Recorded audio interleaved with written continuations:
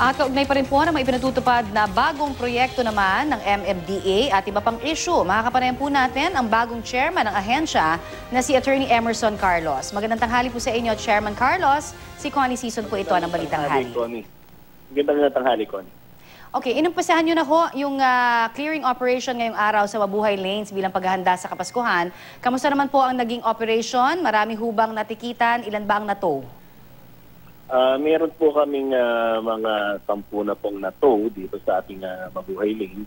Pero marami na rin po tayong natikitan. Pero maganda naman ho yung ating operation, yung launch ng operation natin ngayong araw na ito. At hindi naman ho masyadong problema. Meron lang ho tayong mga maraming mga nakapark na vehicles dun sa bandang portion ng Mandaluyong sa may Coronado dun sa ating room. Okay. Dahil syempre nasa batas naman na ito, no, ina-expect ho ng marami na tuloy-tuloy dapat, hindi lamang sa pangunang mga araw, ito magagawa itong clearing operation po, sir. Basta merong naglumabag, tuloy-tuloy pa rin ho ang operation na ito, sir?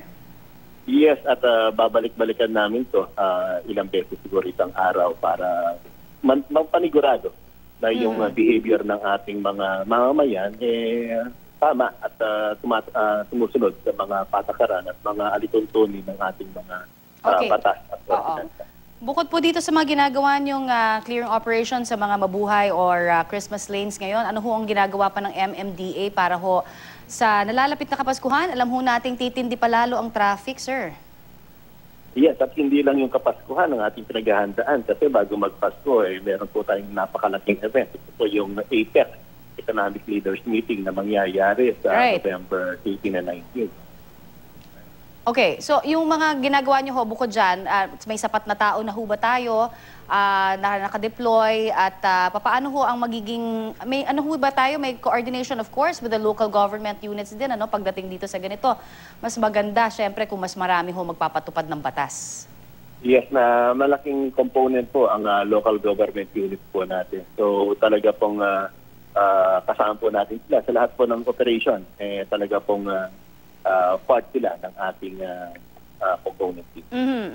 Yung pagbabantay ho sa bangketa, kasi kanina nakita rin ho natin na may mga binaklas din na mga sumusobra naman doon sa kalsada na mga establishmento. Ano ho ang magiging direktiba pa ninyo doon sa mga nagtitinda ho, lalo na't malapit na ho ang Pasko? Ang payo ho natin sa kanila, huwag na ho natin gamitin yung mga daan para sa pagbebenta ng kung ano namang mga bagay.